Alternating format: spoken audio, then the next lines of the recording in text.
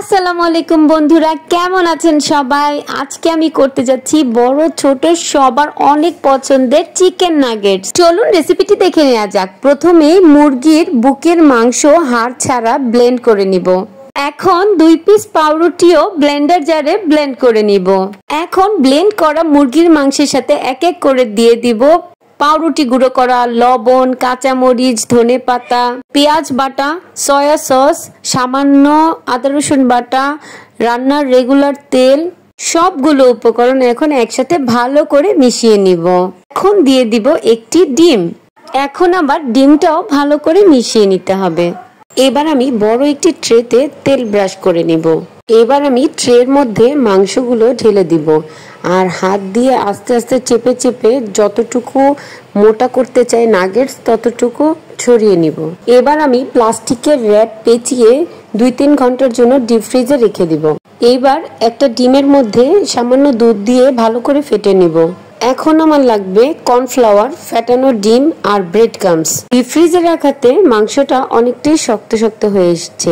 এখন যার যার পছন্দ মতো শেপ দিয়ে কেটে নিলেই হবে। আরবি নাগেটস অনেক পছন্দ করে। নাগেটস যদি বানানো থাকে সন্ধ্যায় নাস্তার জন্য আমরা চিন্তা করতে হয় না। ফ্রিজ থেকে নামাবো, ভাজবো আর দিয়ে দিব। এবার মাংসের টুকরোটাকে প্রথমে কর্নফ্লাওয়ারে গড়াবো, এরপর দিয়ে দিব ডিমের মধ্যে, ডিমে গড়িয়ে দিয়ে দিব ব্রেড ক্রামের মধ্যে। ব্রেড ক্রামে ভালো করে কোট করে নিতে হবে। এভাবে করে এক এক করে তৈরি করে নিব আবার সবগুলো চিকেন নাগেটস। আমরা একটু কষ্ট করে যদি ঘরে এমন মজাদার খাবার তৈরি করে ফেলতে পারি তাহলে আর বাচ্চাদের বাইরের অস্বাস্থ্যকর খাবার দিতে হয় না। দেখুন 2টা মুরগির বুকের মাংস দিয়ে আমার কতগুলো চিকেন নাগেটস হয়েছে। তেলটা একটু গরম হয়ে আসলে এক এক করে দিয়ে দিব নাগেটস গুলো।